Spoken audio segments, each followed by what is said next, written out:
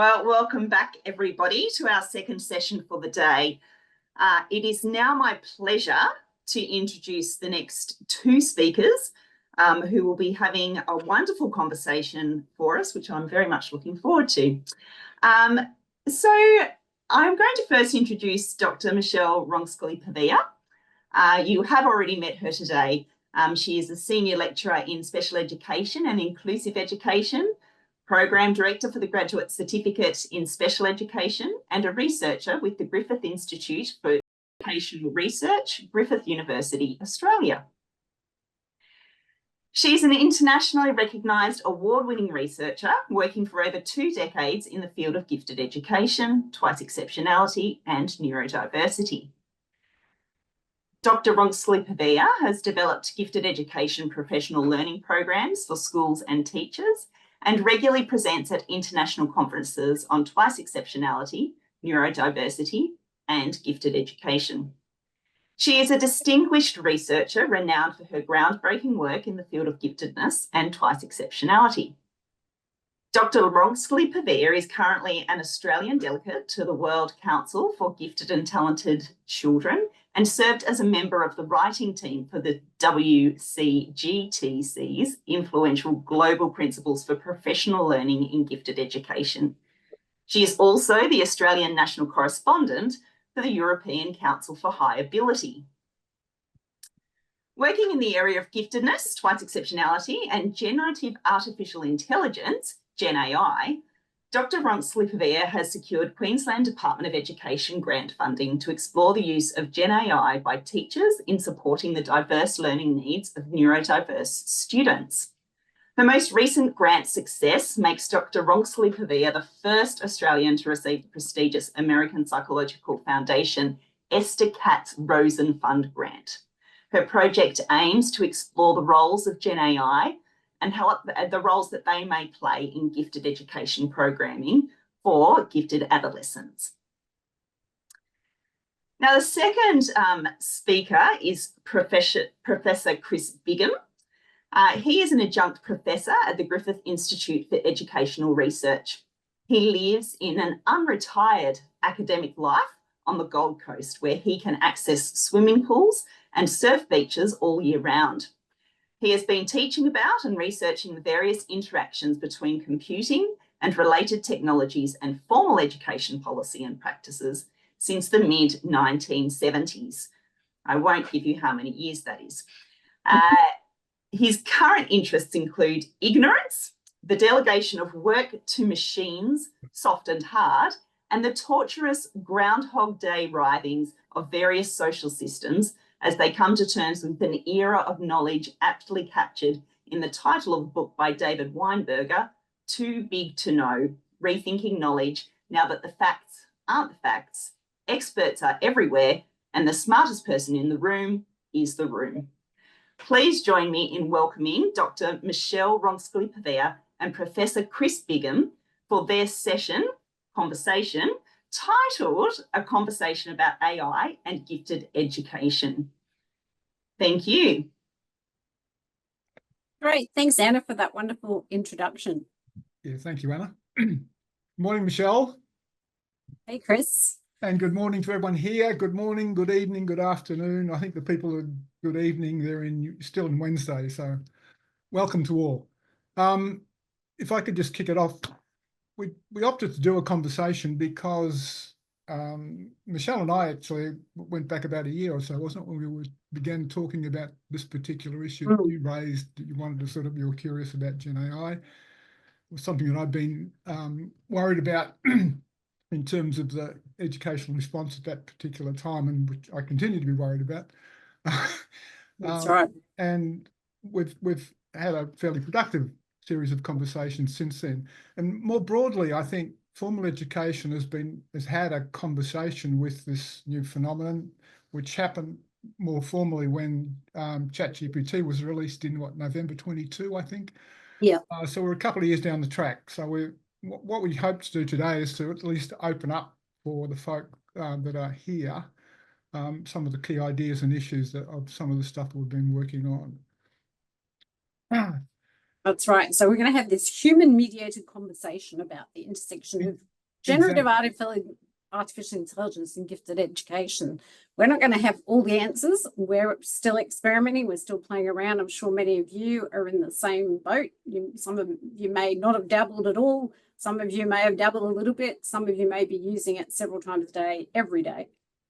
And I'll make a weird suggestion at this point in time, largely because I'm not a Zoom expert, don't pretend to be. The reaction comments, there's 6 of them down there. If you see, there's a clapping, the thumbs up, the heart, the laughing, rolling on the floor laughing. If we make the clapping a low level of interest or involvement with generative AI, and the explosive, looks like celebratory cone at the other side is like I use it most days or it's part of my life, that'd give us a bit of an indication of where the group is as a whole. Would you like to try that just for now?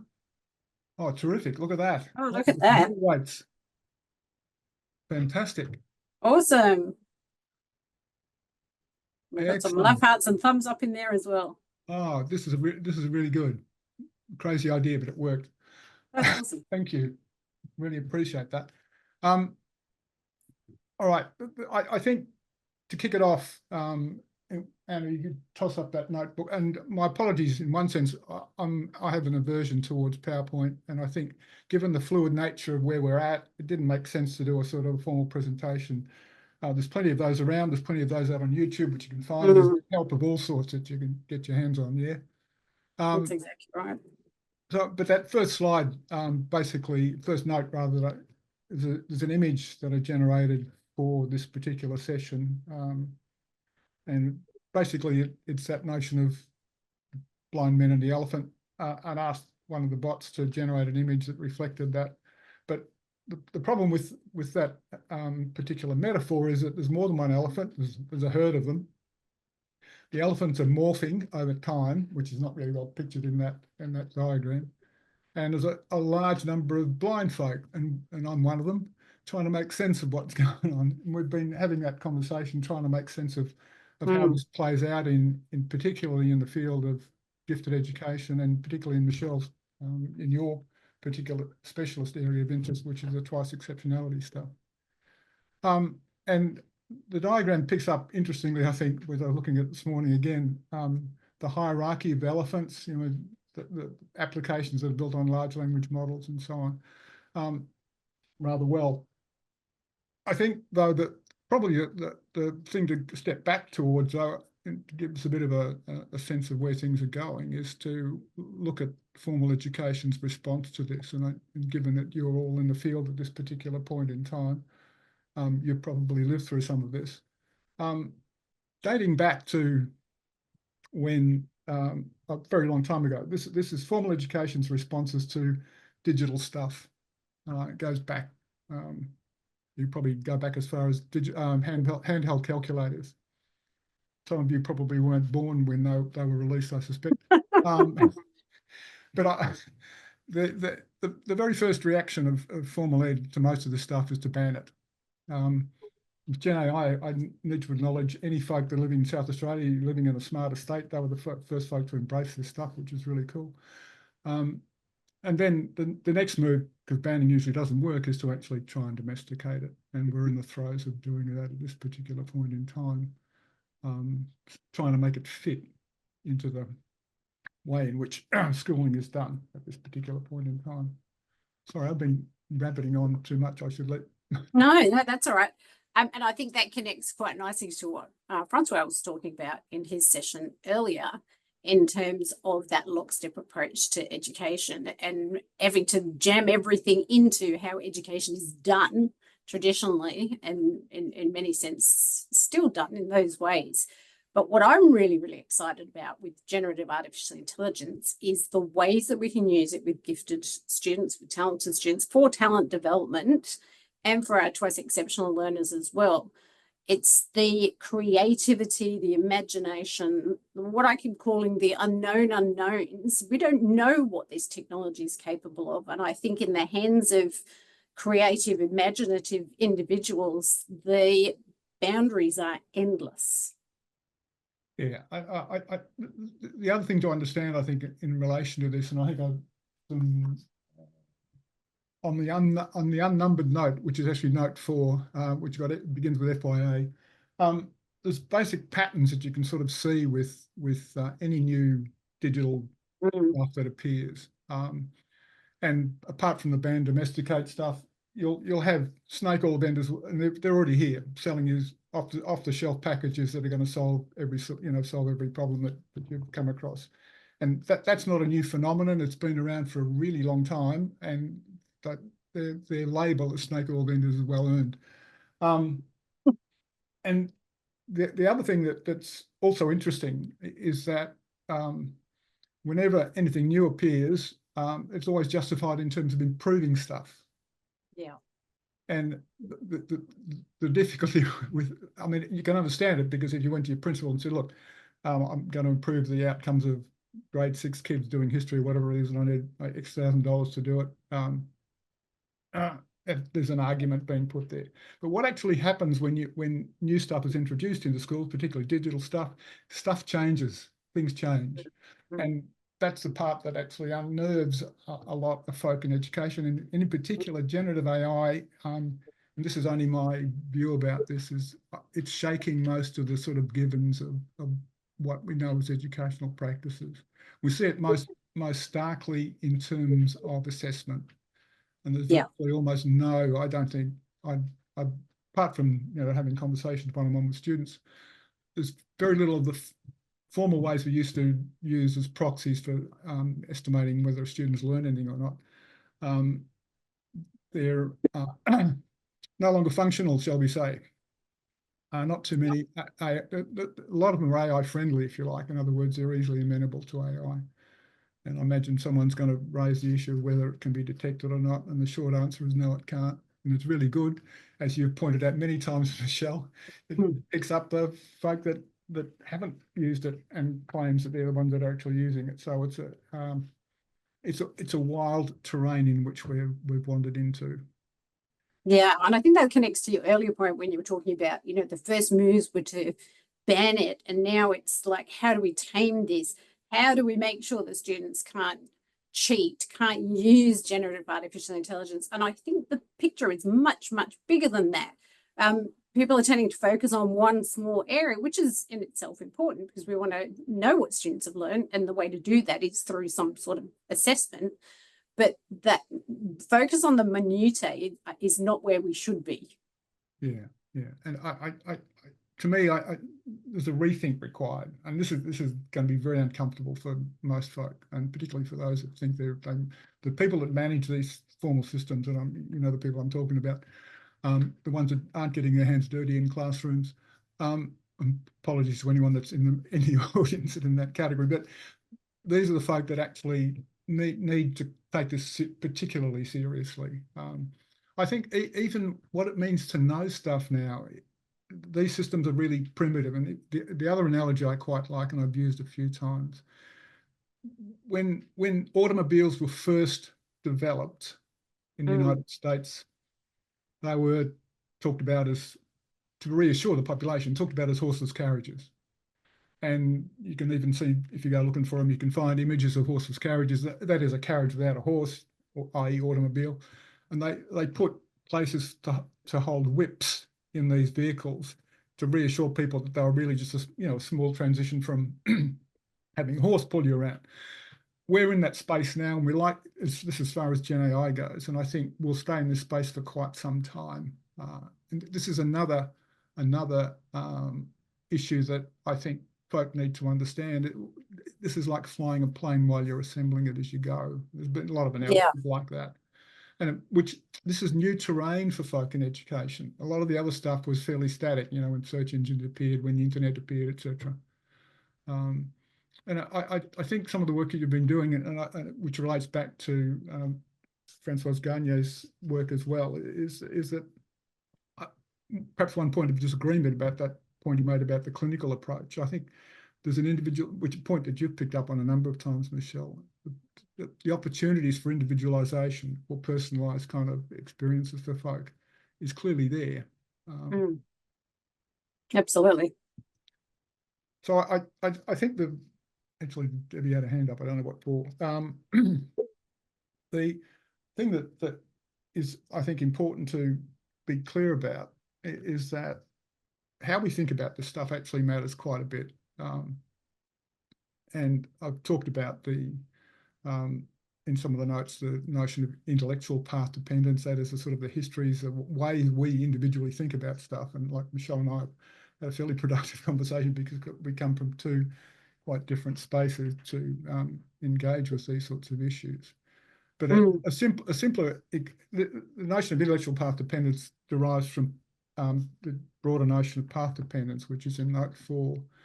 And a simple example of that is the QWERTY keyboard. You're probably aware of the history of that, where it was largely women. When first typewriters appeared, they got very, very good at pressing keys, and of course the keys were jamming because they were typing really quickly.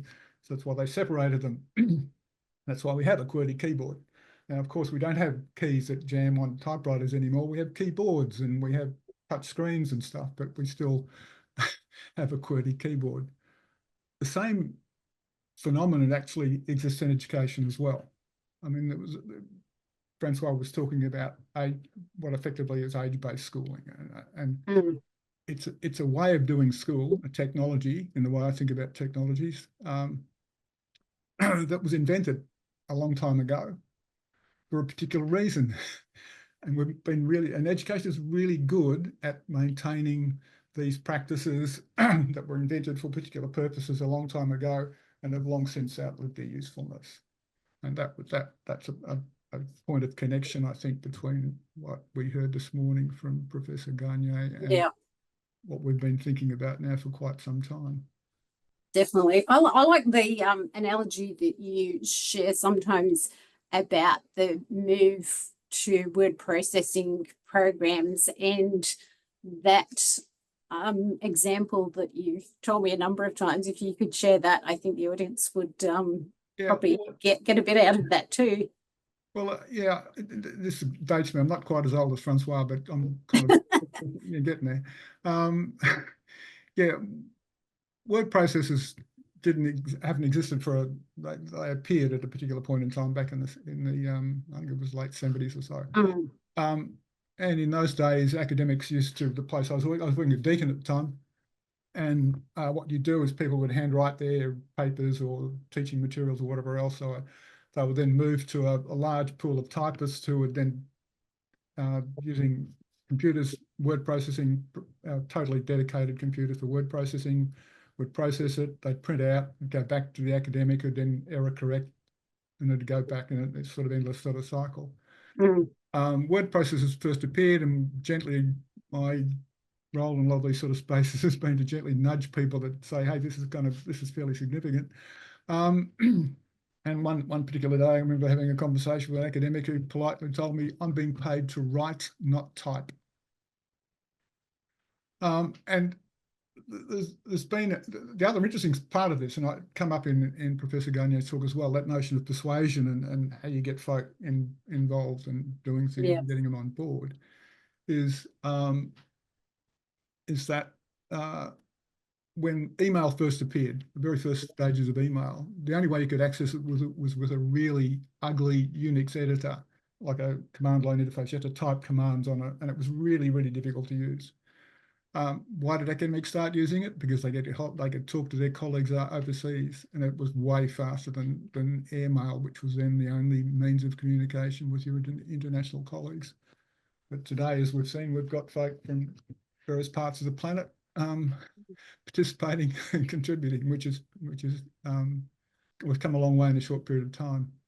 But I think, I mean, to you, we had a lot, when I was looking at the reaction there, we had a lot of folk that uses quite a lot and in a routine kind of way, which to me was really heartening, and I think be really interesting to hear some of these experiences that people wanted to share them either in the comments or in the Q&A. And like there's one there, Katie talking That'd be about great. Couldn't survive without Microsoft Copilot. And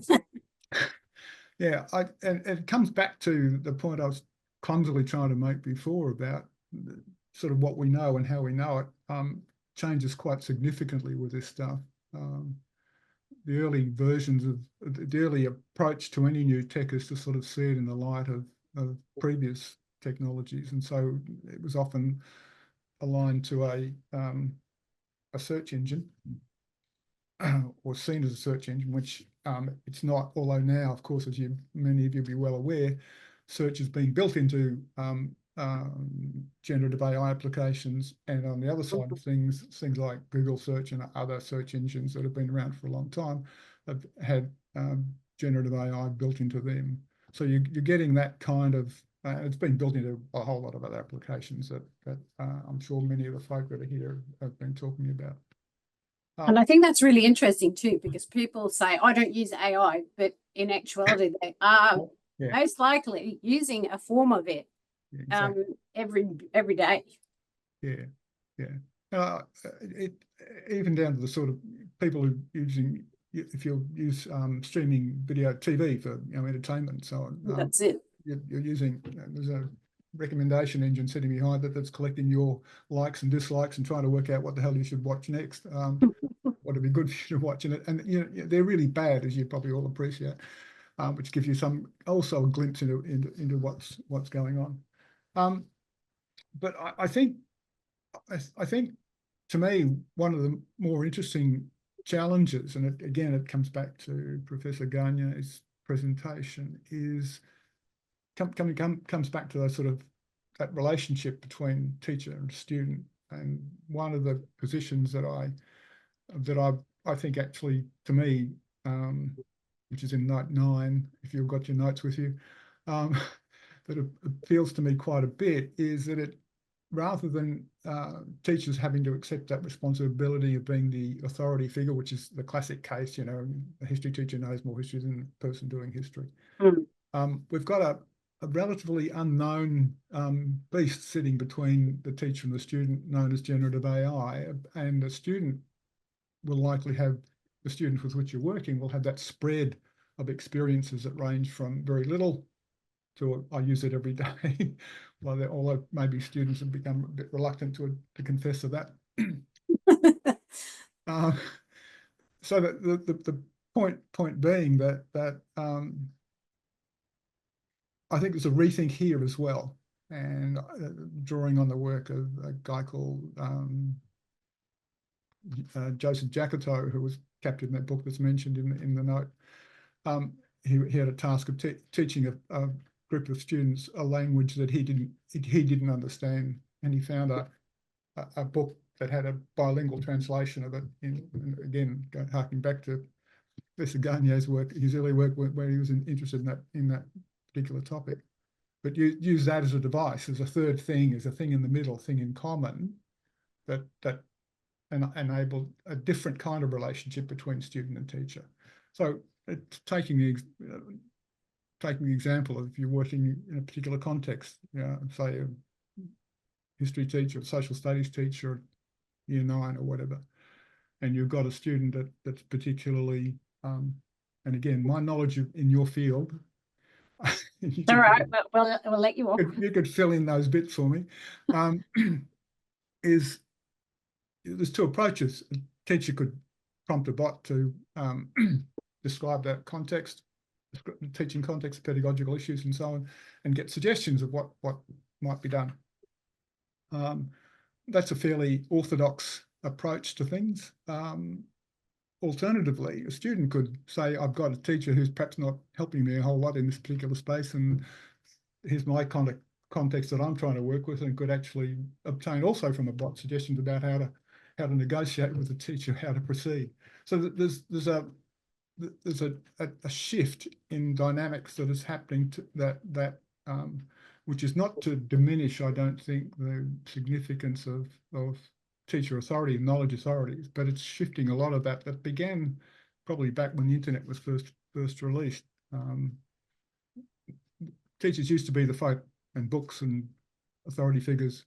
Now you've got a space where, as that quote that Anna read at the very beginning, where experts are everywhere, and you've got access to expertise and YouTube and whatever else over in this sort of space. That's it. It's the, I guess, modern day equivalent of those web quests that gifted students used to be given in probably 10, 15, 20 years ago.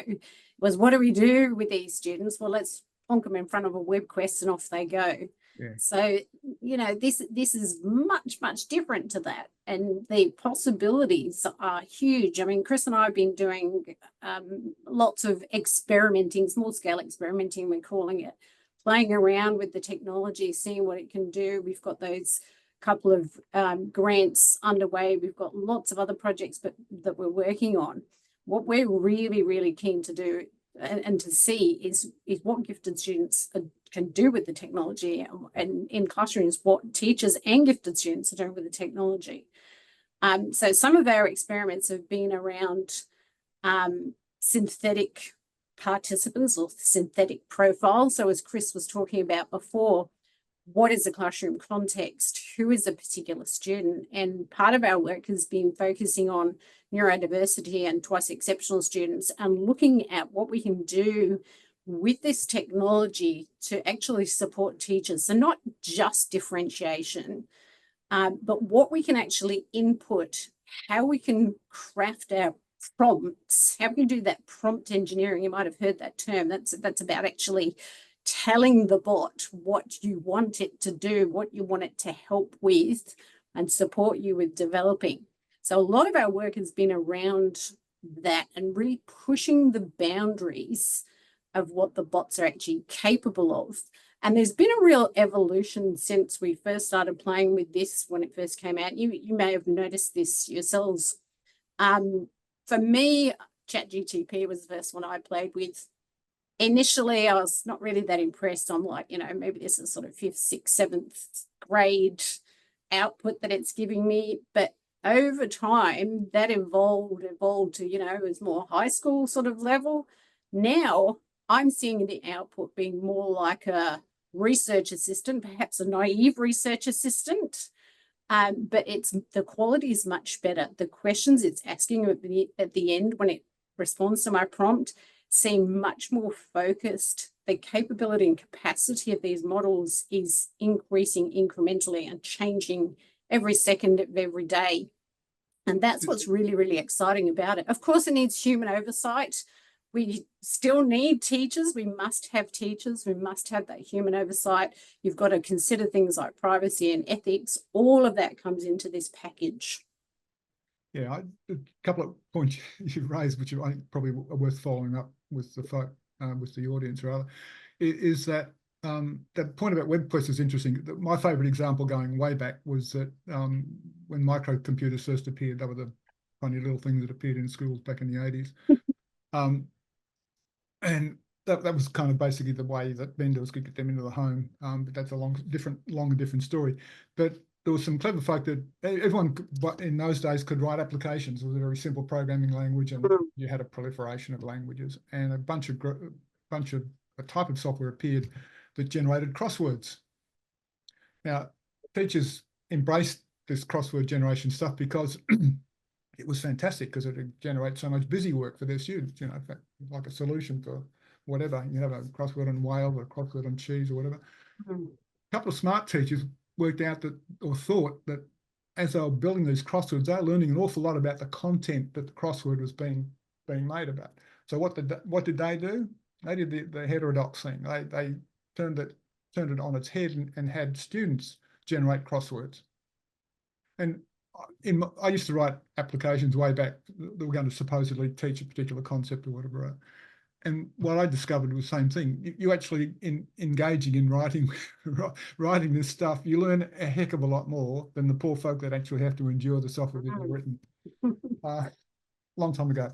I think we could merge some of the Q&A as we're going, because Tom raised an interesting point, which I think gets to part of the nub of what you were talking about before, Michelle, and that is the how to think about all of this. And I think to me, there's whenever we get, this is coming back to that notion of getting machines to do stuff for us.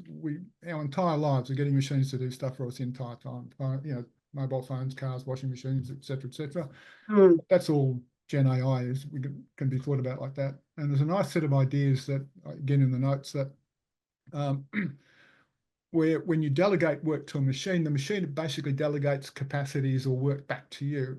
Very simple example. Handheld calculator, if you haven't got approximation skills, can be quite a dangerous thing to have in your hand.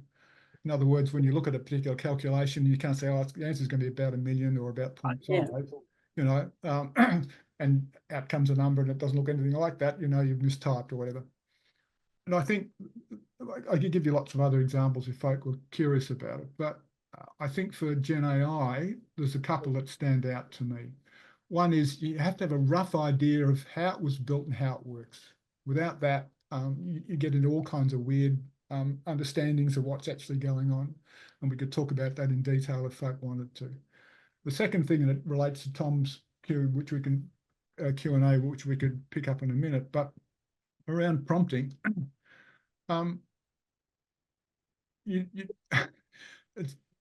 it's a simple kind of line to say. You've got to be good at it.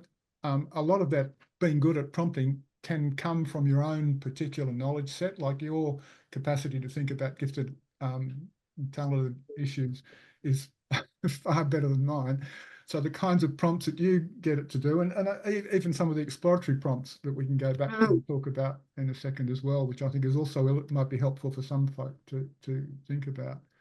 But prompting works really well. And some of you probably would have realised that the latest versions are, as Michelle was saying, way better than they were a couple of years back. And prior to that, within the sandpit that OpenAI was running. But giving it examples of what it is you want. Like I was trying to get I was interested in scenario planning a really long time ago, and I'm fairly familiar with the technique that's used.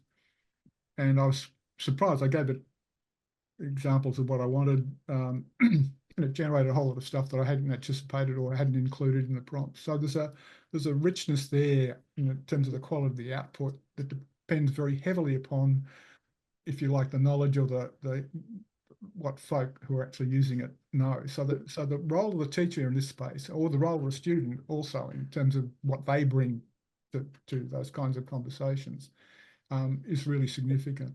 You can have sophisticated conversations with it if you have a reasonably sophisticated understanding of the concept you want to talk about.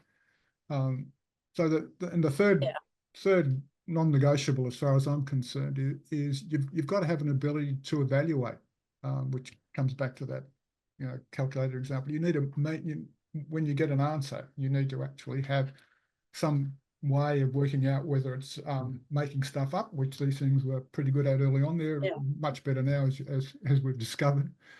But I think that's important as well. Yeah, definitely. And your point about examples, I think it's really important to give it non-examples as well. Because what I find sometimes, like you were saying, you might end up with a whole load of rubbish, or it might have made up stuff or hallucinated, as the phrase is in the field. So it's really important to have that evaluative knowledge. So you've got to have your expertise as the teacher or as the student in the field, or whatever it is that you're prompting it and wanting to do with the bot. And you've got to be able to tell it what you want, but also tell it what you don't want. So here are some examples of what I don't want. And it's that iterative backwards and forwards process that is really, really important. And getting that right is probably not what you should be aiming for. It's more about, let's play around with this. Let me find out how it works in terms of the language and the prompts that I'm using, and what's the quality of the stuff that it's giving back to me. Is it usable? Is it in a form or a format that I can actually do something with? If not, well, I'm going to push it further and I'm going to tell it, I want this. I don't want this. That context building, telling it who you are. I'm a teacher of, you know, year 5. I'm working on a particular unit. The great functionality now is that you can attach artifacts or documents to a lot of these bots, and you can get it to analyze that and do something with it. So that's a really great move, I think, in terms of being able to get some real quality outputs out of this. Of course, you've got to be aware of privacy. You don't want to be sharing anything at all, documents or otherwise, that's private and confidential. So remember that this is out there somewhere and anybody at any time may be able to read it. I think as you're talking, even though I think it's in your notes that you've sent out, it's well worth giving a brief account of your Zephyr experiment, which I think is hilarious and informative in terms of just what you've been talking about prompting. But so you do it way, it was your experience, it was your fun. Yeah, I might begin by talking about the hammer experiment, and I'll share our article that we wrote about the hammer experiment with everybody post symposium. But the hammer one preceded the Zephyr one, and I think the learning that I got from doing the hammer experiment actually made the next experiment that much richer. So the hammer experiment is exactly that. If all you have is a hammer, everything looks like a nail. And I basically said to one of the bots, I want you to generate me 101 uses of a hammer that does not include nailing nails. He goes, yep, okay. And it just generated this massive list. And I'm like, oh, you know, they're not very unconventional. I want something really outside the box. And here I'm thinking about gifted students, they're outside the box, that creativity, that problem solving abilities. I kept pushing. I said, give me some really, really unconventional uses. Again, it came back with some pretty obvious examples. I said, I want something really, really creative. Pushed again. That's this iterative process that I was talking about before. It became really increasingly sophisticated in the layers of thinking and analysis in this to and fro. So I've got these fantastic things working from, you know, the obvious things like a paperweight or a doorstep to using the hammer's head mass for physics experiments, creating an avant-garde art installation, or even using the hammer to compose hammer-inspired musical symphonies. Now, you can imagine our gifted students taking any one of these suggestions. They could go off and do a whole lot of research, guided, scaffolded research, supported research, in any of these different directions. So this creativity, this imaginative use, I think is a real bonus for us when we're working with divergent thinking, rich exploration, giving students the opportunity to do that rapid ideation around, you know, what this might look like, the complex thinking and pattern recognition, all that connects really nicely with a lot of the characteristics of our gifted and talented students. So it was about looking at what the AI could do and seeing how that ability or potential, whatever we're calling it, the AI, we often use these human-related words when we're talking about the AI, but it's going from that literal interpretation to more metaphorical thinking. So it was a brainstorming process connected with sophisticated analysis, and it was really engaging. I mean, I wanted more. And it really made me think about Guildford's alternative uses test. I don't know if many of you are aware of that, but it's a test that asks individuals to generate multiple uses for a brick to measure their creativity. So you've got this brick, whatever it looks like, house brick, whatever it is, and then that is used to see how many possible creative ideas an individual can come up with in response to how would you use this brick in a different way that wasn't necessarily to build a house. So it's about divergent thinking and flexibility of thought. And I think to me that really acts as a catalyst for what gifted students can do and what we can facilitate and support them in doing. Yeah, maybe we pick up the Zephyr thing another moment, but you raised the issue of when you were just talking then about what's known as a context window, which is basically the stuff a model can actually work with. And one of the things that we've been playing around with is a somewhat different large language model, an application that runs on Gemini, on Google's Gemini, called Notebook LM, which is in the notes as well. And the interesting thing with Notebook LM is that it has a staggeringly large context window. You can have, I think, up to about 100 notebooks, each notebook, and so you treat your notebooks like a kind of a body of knowledge stuff. I think you can have 50 sources. You load either PDFs or web links. So you can load videos, web links to YouTube or whatever else. Once you've got your structured stuff in place, or the resources that you want in place, you can then interrogate it. And the important aspect of this particular way of working was a lot of this work was inspired by a fairly prolific author, guy called Stephen Johnson. I think there's links to his work in the notes as well. But if the information that you ask for in a prompt isn't in your sources, it says, I can't help you. But what it will do, it will give you a summary of every source if you wanted. You can ask the contradictions, overlaps, and whatever else.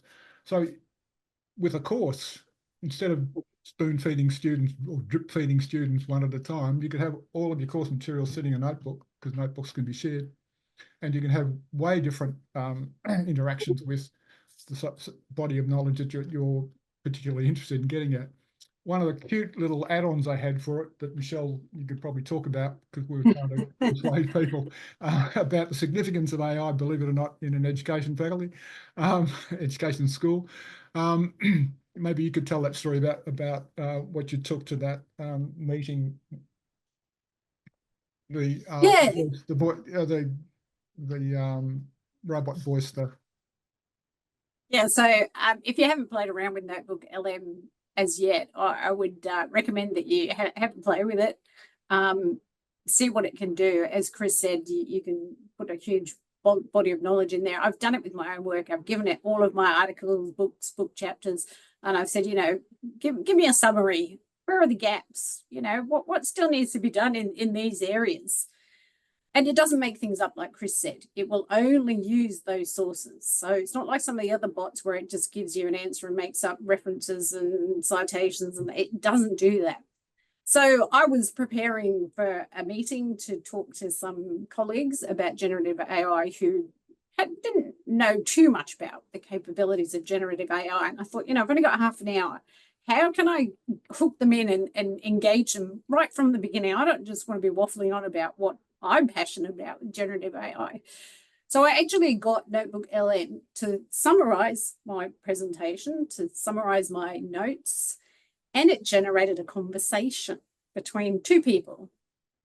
It sounded exactly like a podcast that you would listen to. If you didn't know that it was an AI generated voices, you would probably just happily listen to it. It had a few glitches in there that weren't quite right. I'm like, I definitely didn't have that in my notes. But it was these two people, like Chris and I are now having a conversation. Okay, they've got North American accents, which might put some people off. But I played that right at the beginning of this meeting, and I had everybody hooked, because they're like, wow, we had no idea. And some of you may be aware that there's some YouTubers are already using generative AI avatars of themselves. You might have read in the news, in the media, about people using avatars for job interviews. So it's not actually them, and this avatar can answer the questions in real time on the spot. So this field is just evolving more and more, and people who aren't starting to learn with this technology really risk being left behind by what's going on. Yeah, the point you're just making in note 8, and again, you don't need to put up Anna because I imagine everyone's got it, is that there's a couple of links there to some work being done at University of Sydney. And don't be put off by the fact that this is at a tertiary space. The educational ideas and the principles they're working with work for me in any sort of context. But Danny Liu, who's one of the more enlightened players in this field out of the University of Sydney, he's an unusual administrator and he's got a tech background, which gives him a bit of an advantage. But he's been working with colleagues to do interesting work around the whole assessment problem. They've been battling it now for some time. But one of his presentations, it was just totally artificial. He actually cloned his voice, had an avatar that looked so real, his hair was blowing in the wind, etc., etc. So that the impact, and we're talking more broadly now about, and these are, so the multimodality stuff, it's not just simply that simple image that we use to open things up, the elephants and so on. Keeping track of what's going on, I think, is it's just a ridiculously impossible task. And there's a couple of resources links in there to people that do that as a sort of a hobby / business. Yeah. When the bot first appeared, there was the number of applications, and this relates a bit to Tom's question. The number of applications second question, that were being built on top of these large language models was 8 to 10 to 20 a day. Got up close to 80 at one stage, and then it just got to a point where there's no point keeping track. It was just ridiculous. That's why there's so many elephants, and they're understated, because the point is, once you've got these foundation or frontier models, people who have reasonably appropriate technical skills can build things on it. And it relates to Tom's question too about is there any sort of thing that can be specialized in relation to giftedness? In ChatGPT, you can build, if you like, applications that are relatively easy to do. And when I looked in there the other day, there's probably about half a dozen that were sort of dedicated to giftedness. How good or bad they are, I have no idea. But I think, to me, while it is good, in fact, to actually share stuff, and that's an important part of the message I think that Michelle and I would like to get across today. This so easily falls into the category of secret teacher student business, like how we write, how we collect stuff, how we search, and so on. But given what this stuff is capable of, we actually need to help one another, not by sort of advocating particular uses or whatever else, but just simply by sharing our own experiences, like we've been trying to do today. Because that's to me is the only way to progress in this space. You can't progress if you sort of closet yourself off or rely upon a standard text isn't going to appear tomorrow. There's not going to be there's all kinds of policies being written at this point in time. They'll likely be out of date by this time next year. So that this is an unusual time for education. I can't stress this enough. It's a difficult time. There's so much kind of conflicting views about what's going on, why it's going on, and so on. There's staggering amounts of money involved, as some of you would be well aware of, that because these things are very expensive to build, talking about the large language models. But it's also an exciting time, and the sort of fun we've had. I had and I spent a lot of time what I call the dark side, the management of universities, before I pulled the pin. And one of the things I wanted to do was to write a satire about university management, because that's what is an appropriate way to, I think, describe what goes on. And it probably applies to a lot of educational management in that regard. And I'm a bit of a fan of Douglas Adams' work, so I got the bot. I said, I've invented a creature that lives in the fifth dimension, and is curious about university management practices. Right, generate me a story in the style of Douglas Adams. The stuff it produced was actually quite hilarious, and I just kept saying, keep going. That I had to tell it to stop. Basically, I wind the story up with a plausible kind of end. Now there was a bit of duplication and stuff, but I could have churned out a small monograph that was a pretty decent and pretty close to the mark. Painful, quite funny. But the point of it is really that having conversations like this is like a tiny step in the direction we need to be going. I think collectively, you as folk that actually have this particular interest, this is where you need to be sharing stuff. Not that you're providing recipes, which is the old way of thinking about things. Simply prompts, ways of thinking a little bit differently about how this game might now be played. Yeah, and that's definitely the richness for gifted education, that ability to think differently, that ability to think outside the box. And can I just reassure everybody, we are not avatars, we're actually real and seeing us live. So I'm just looking at the time, and Chris mentioned before about another experiment that I was doing called Project Zephyr. So I'd just like to talk a little bit about that before we wrap up. Project Zephyr wasn't actually my name for the project. The AI bot that I was using came up with this after I asked it to do it. So it basically started off with, been thinking and mulling over for a while, if I give it a what if scenario, what is it going to come up with? You know, gifted students often have that really extraordinary imaginative capabilities, intellectual curiosity, that creativity, and love what if scenarios. They can be really powerful learning tools. I thought I'm going to give it a what if scenario. What if humans could fly without any kind of artificial means? So human powered flight. So we're not going to have any wings or attachments or anything like that. The bot that I was working with cautioned me over and over again, humans can't actually fly. You do know that humans can't actually fly. And I had to push through this barrier, and it kept just coming back to me every time I prompted it to think about, you know, how could we go, you know, do this what if scenario? No, humans can't fly. No, humans can't fly. I must, you know, stress the human. Okay. I said, come on this journey with me of imagination. Let's see what we can actually come up with. I want to challenge conventional thinking. I want to really be speculative here. I want to be highly creative. So it was based on this supposedly impossible premise. And as I told the bot that I was working with, everything is impossible until it's actually been done. That pushed it into the zone I wanted it to be in, the imagination. We're going to go on this journey together, and we're going to go through this conversation. Again, it kept constantly reality checking, make sure that I knew that humans can't actually fly. I'm not going to go jump off the roof and try and fly. It became a really rich, imaginative exploration. It came up with scientific principles. It pushed the boundaries.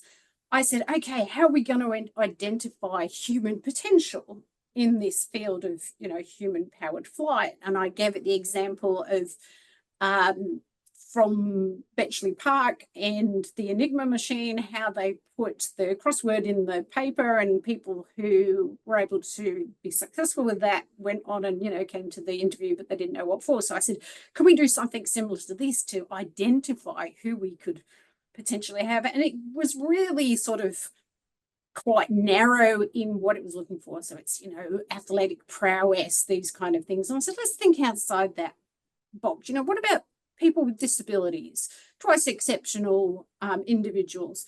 How could we make sure that we're really looking across the whole spectrum of human ability? And you can probably start to hear, as I'm talking, some connections here to identification practices of gifted students in the real world. So it was more and more about getting into this depth and engagement. I mean, we started to really look at things like physics, biology, psychology, imagination, creativity, looking at that co-development of this learning experience, the kind of learning experience that the gifted students thrive on. So I think what's really enlightening is how this experiment showed that Gen AI can be a partner in creating those kind of immersive learning scenarios that challenge minds. And I will share that actual whole story with you in the proceedings documents. You had to get to read the process and what came out of it.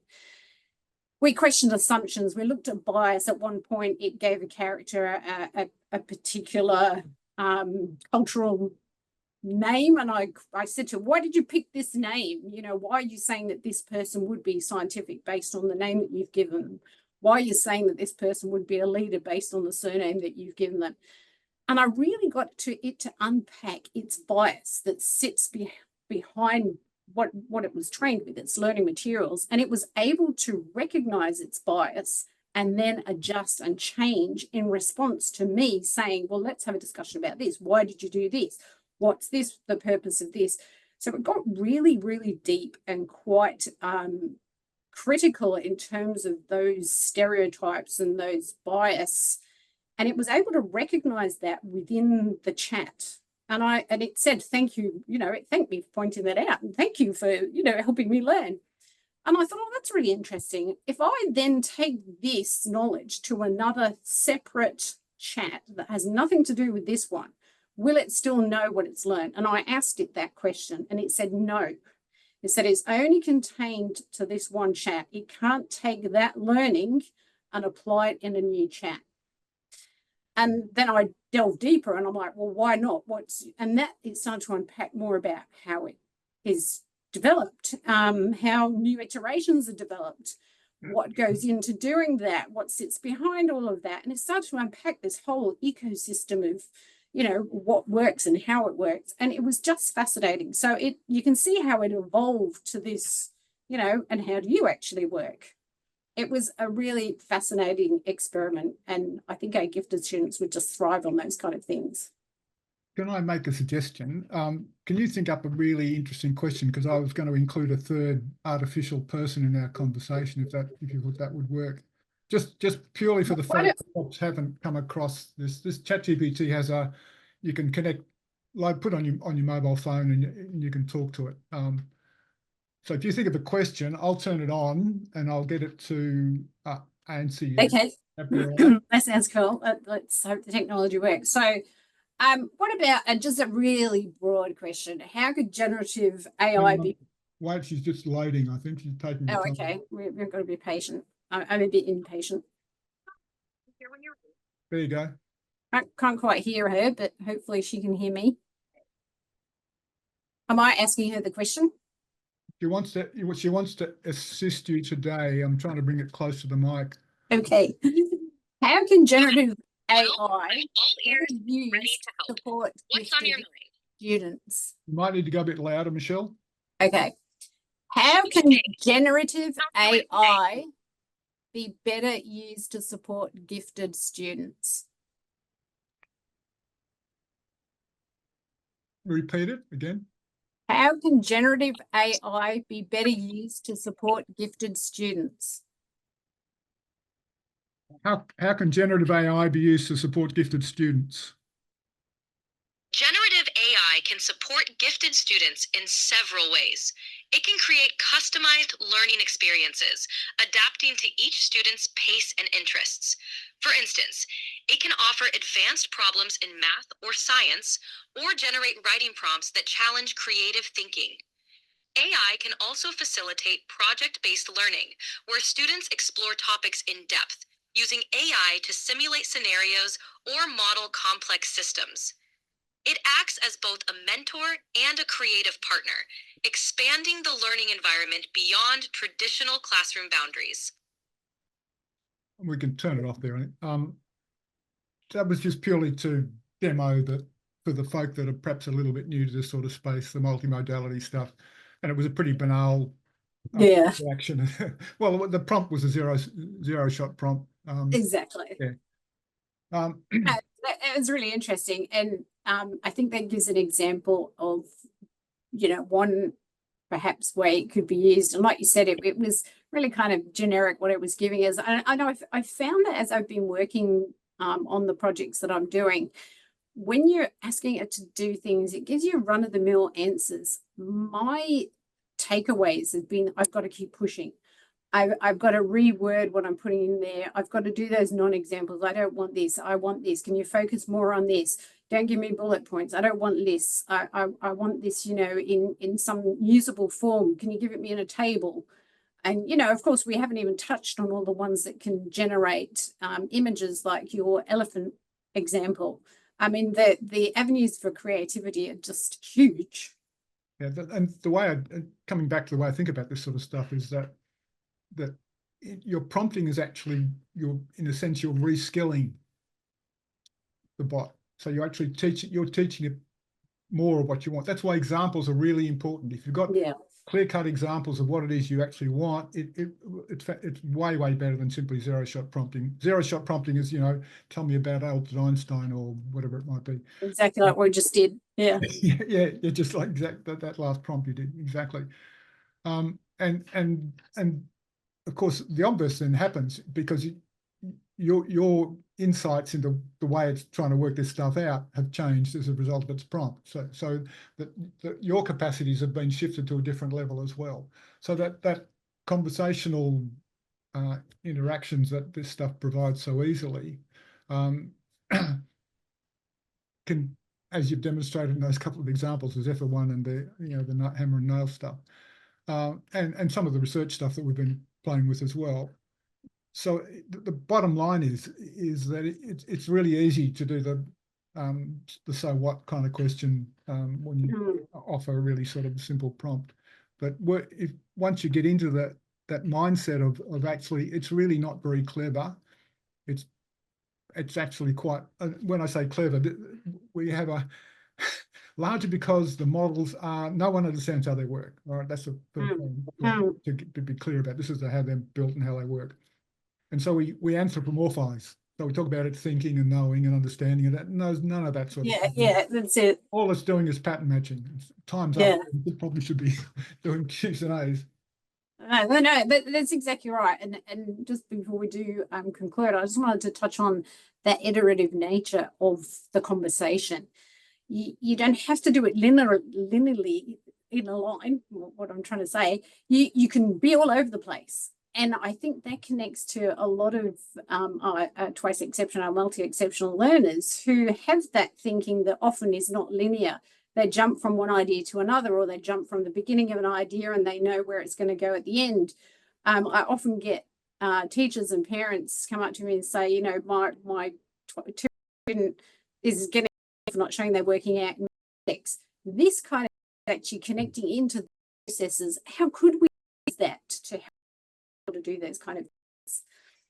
I think it relates to Tom's first question, which is about teaching students how to use particular prompts and so on. The example that comes to mind is these bots, as you probably, most of you have worked out, are actually quite helpful in terms of improving writing.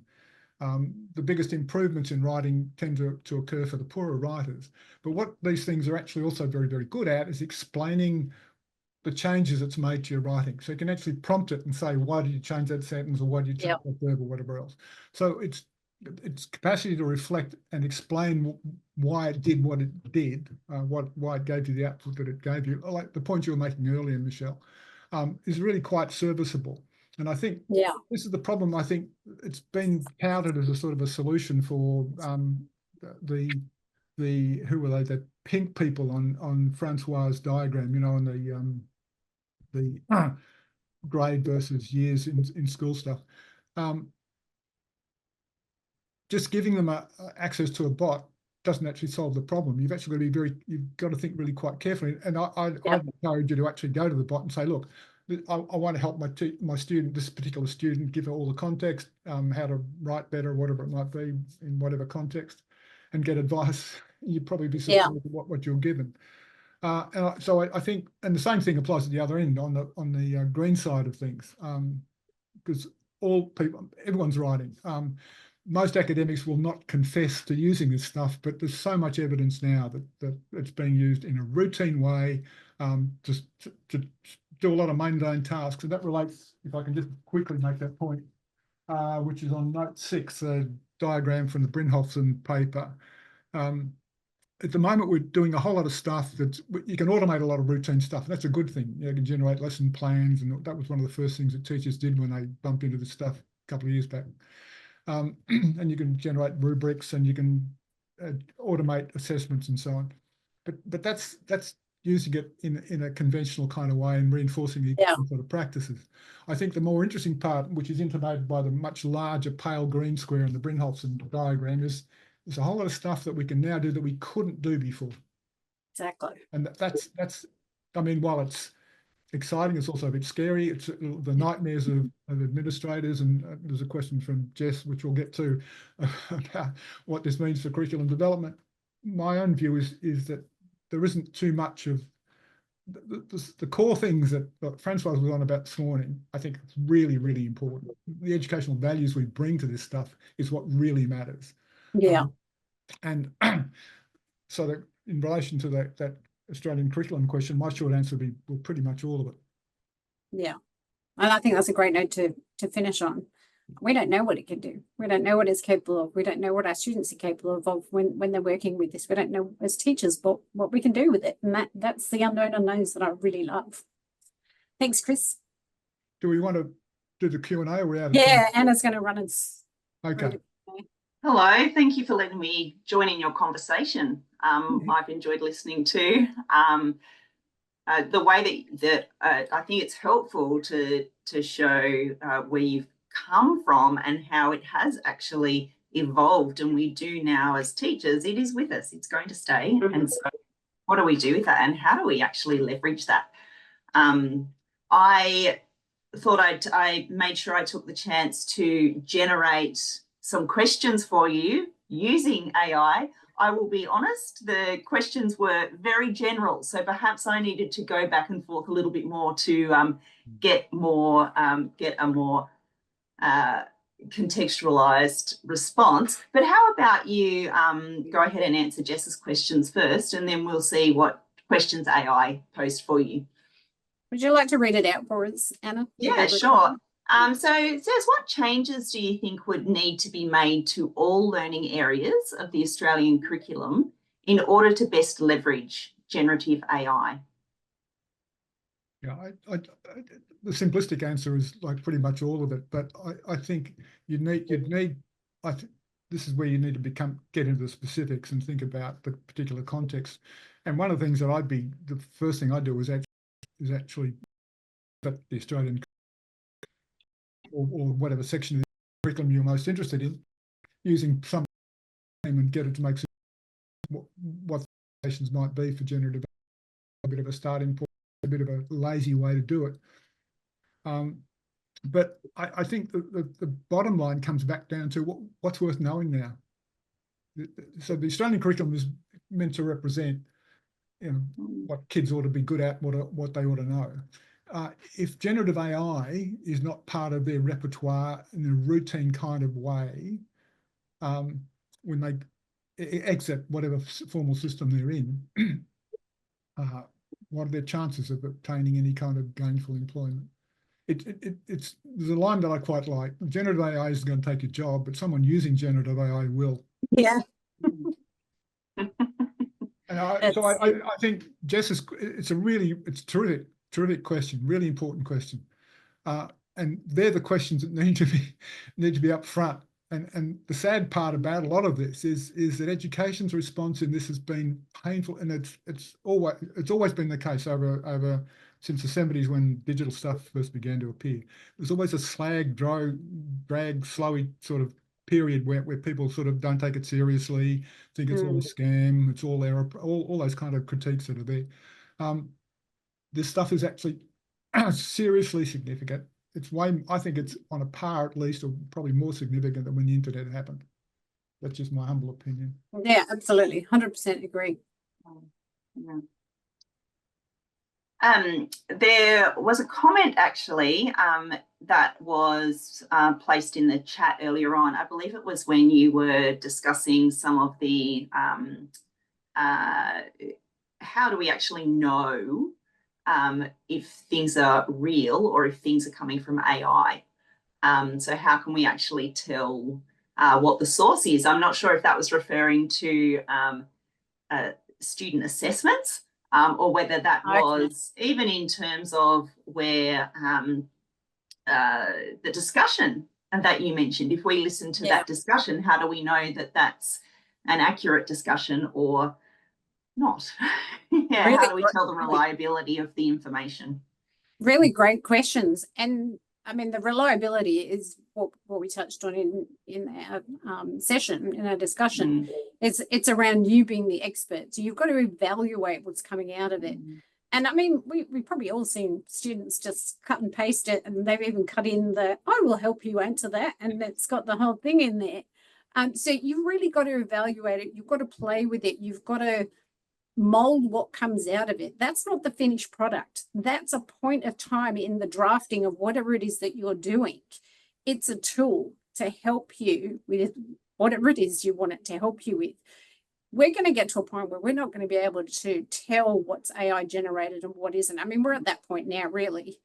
And this has huge implications. I mean, people might have seen in the media in terms of criminal proceedings.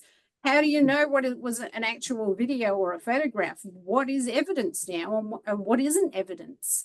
And what are we going to do, you know, as a society, as a world community to address those kind of big questions? Yeah, I totally agree. And this is where having the emphasis in schooling, for me, is that the entire agenda is about small R research. It's about that skill set where you actually ask those kind of questions, where you can actually, you've got to test, you've got to look for evidence to support it, etc. And a bot can be really helpful in that regard, in a limited kind of way. What I've found is that if you're wanting to come to terms with any new concept or body of ideas, it's really good at helicopter view, like overall pictures of what a particular. You can look up, if they're well published, look up probably stuff will be there. You could ask about these kind of key ideas, and it'll give you a general, pretty good at broad overview. What it's not so good at is a much more nuanced sense of that. Yeah. When you actually go back and look at resources. That's where something like Notebook LM is quite handy, because you could upload all of Francois's material into there and interrogate it. Yeah. There are a few more questions there in the Q&A. One that I'll just pluck out, if that's okay, is, do you have a suggestion on what age you think you should start introducing this to students? A guy who built this is way back in the early days of this, built an interface so that he's, I think, 3-year-old, or how old are kids when they start talking? Yeah. About 3 or 4. 2, I think. Yeah. He built an interface, and so had it talking to it. So, I mean, the point is that this stuff is being built into a lot of routine apps, that so that kids are playing with screens and whatever else at a particularly early age. I know there's a moral panic on in this country at the moment about social media, but we'll leave that aside. So to me, this is part of the world they're going to grow up in.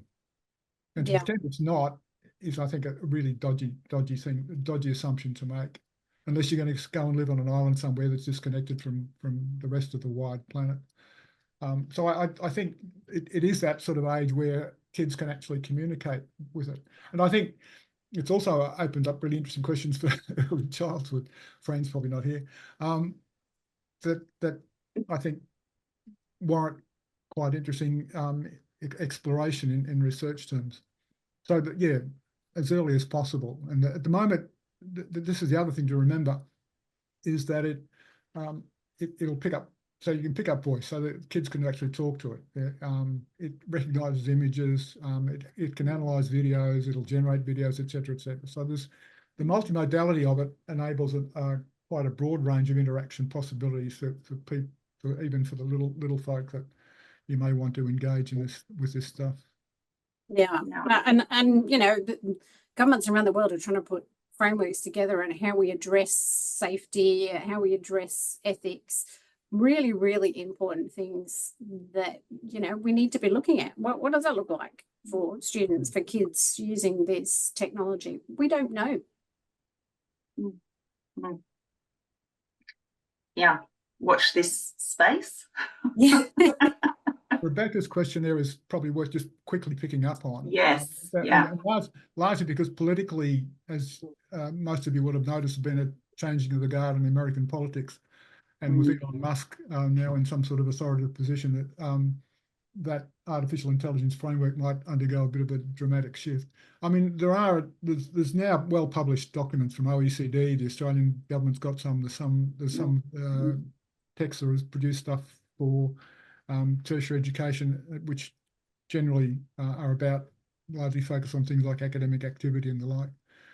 There's I'd come back to those.